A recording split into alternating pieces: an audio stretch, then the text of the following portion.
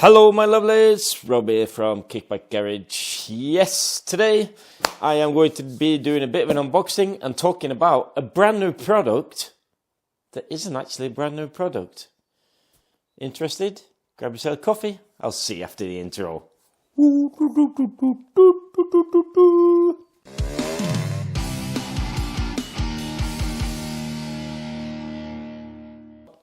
I'm really excited about this. I've been trying to get a hold of one of these for ages, and in fact, I think the first time I tried to get hold of one of these was in 2017, so it's not exactly a new product. But let me open this up, and I'll show you what I got. Really interesting, and always exciting with new bits. Oh. Right, let's have a look what they sent me. Let's have a look what they sent me. Oh. They've sent me some freebies. Don't we like freebies? Let's have a look. What's this? Right, so obviously you've seen the title of the video, and I'm going to be talking about not exactly freebies, is it? Let's have a look. What is it? I've got key rings. Thank you very much. Keyrings absolutely no use for me because I haven't got ignition keys in my scooter. But yeah, and some stickers. That's a nice little advertisement card. I think I'll put that on the wall back there. Right, stop messing around.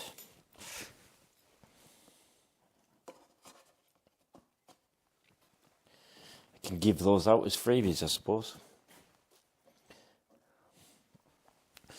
Right, let's have a look. Ooh. Very nice.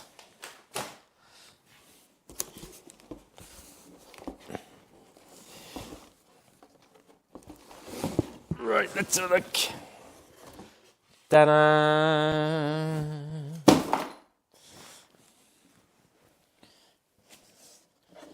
Do you recognise what it is yet?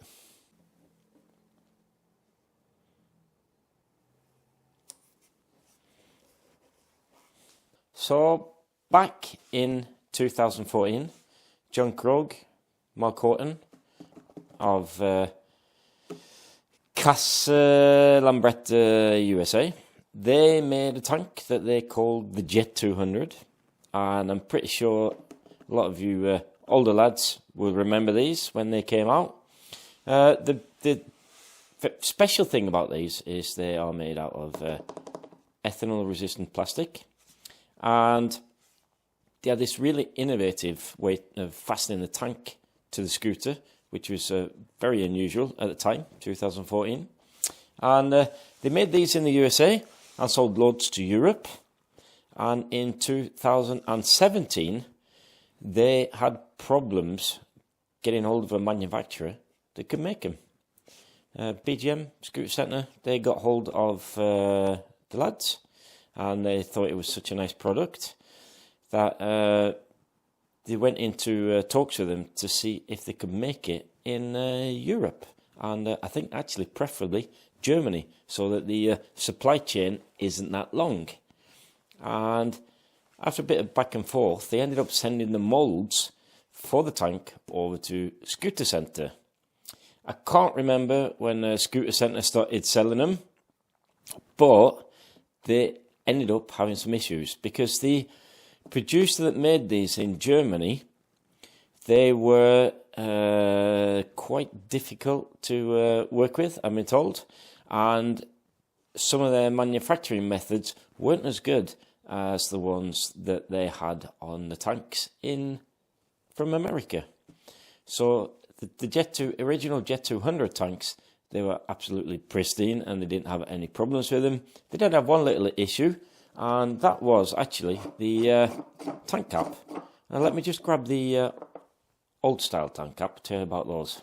So this is the original type tank cap, and although it does work fine, because of the little square that you've got in the top of the frame to get hold of your tank cap, they could get stuck a little bit, and they were really, really hard to remove. So the first thing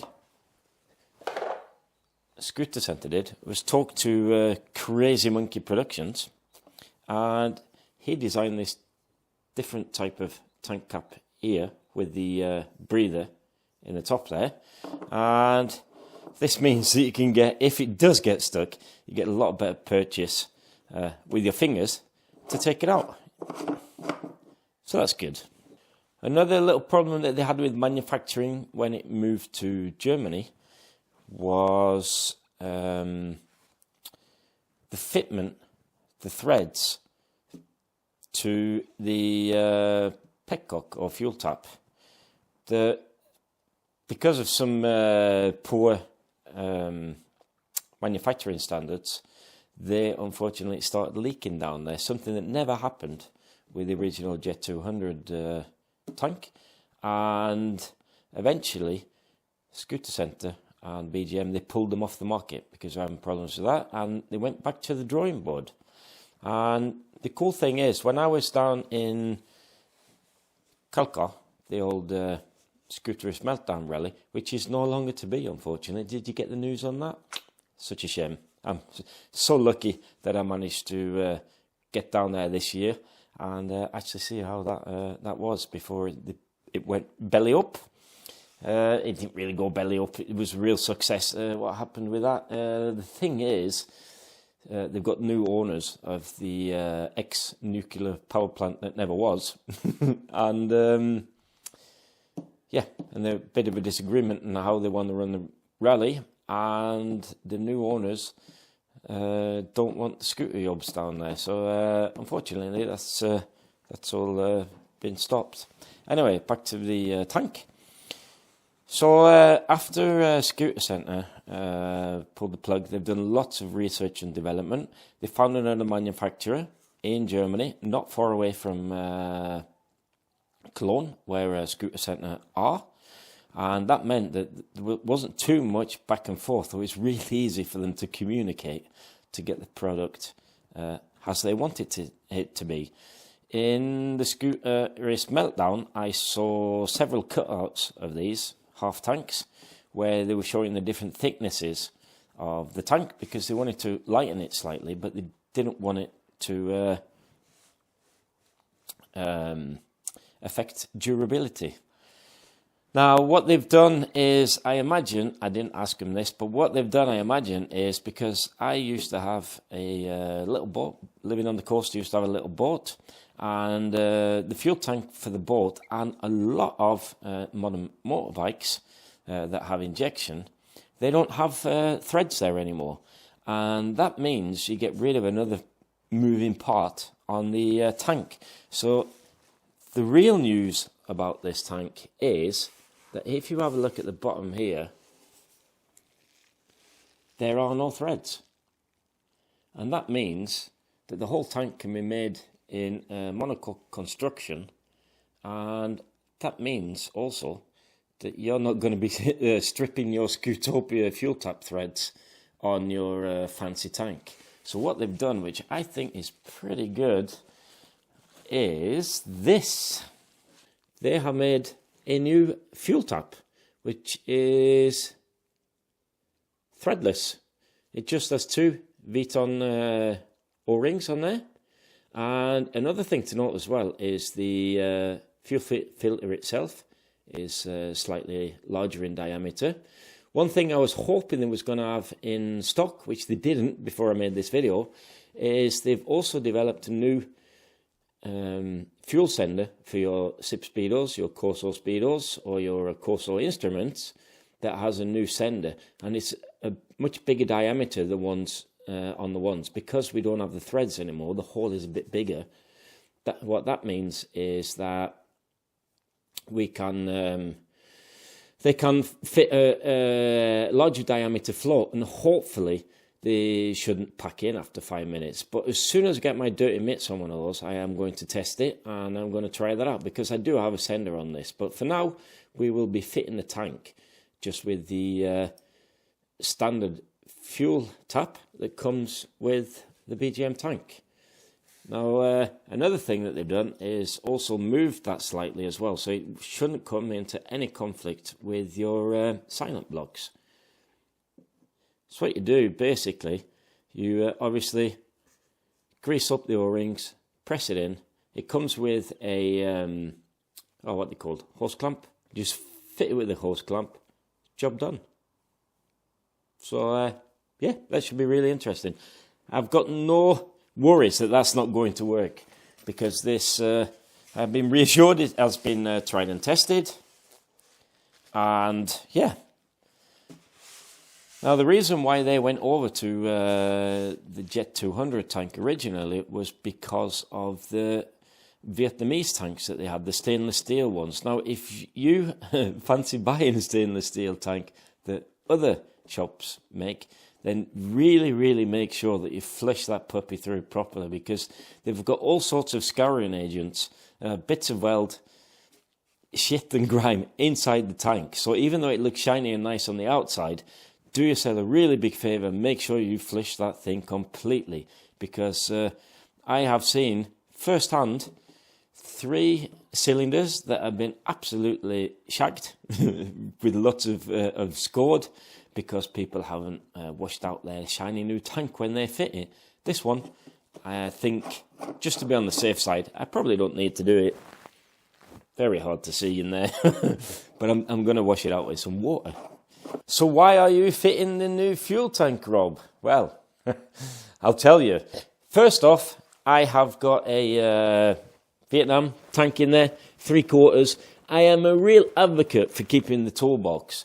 But at this time of publishing this video, there isn't really any good alternatives. The one that I've got fitted on here was a right nightmare to fit. And I'll put a link up in the corner there, because it was, oh man, actually the link is going to pop up that way. Everything is backwards, you see. Yeah, I had to get the old rubber hammer out on there to squish it a bit. I really, really don't trust that thing whatsoever. And here in Norway, I've seen several other guys. They've got all sorts of problems with their Asian fuel tank. They're leaking at the petcock, the thread strip. They're terrible pass form, or fit in English. So just for a peace of mind, I wanted to try this. And in the next video, I think I will do a full fitment video. I'll show you how I take out my tank and my toolbox. We'll fit this with this innovative design, which I told you, where it bolts on. And we are going to keep this in the scooter at least a year and see if it gives us any problems. I think that's fair enough, isn't it? So with that, I will love you and leave you. And as you have guessed, the next video will be on the fitting of this great looking fuel tank. And I have to say, not that heavy either. Another feature that I forgot to mention actually was the fact that if you have a TS1 or an RT, that means if you've got the carb on the left or the right side, it doesn't matter, because it's got 2 cutouts.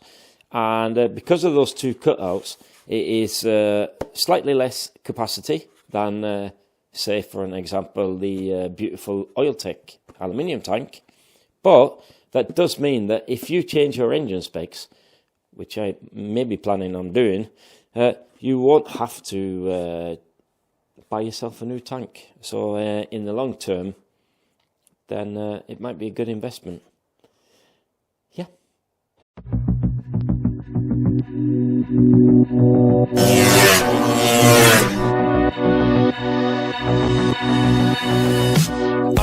Messing around with these cameras, batteries going flat. Markerte det med regn, alle sprang I lag og ville komme under tak. Ingen av oss merket at du hadde falt I frak, for valgte du å dra. Hvem I faen kunne se den komme, da høsten tok over, sa vi hadde bra til oss.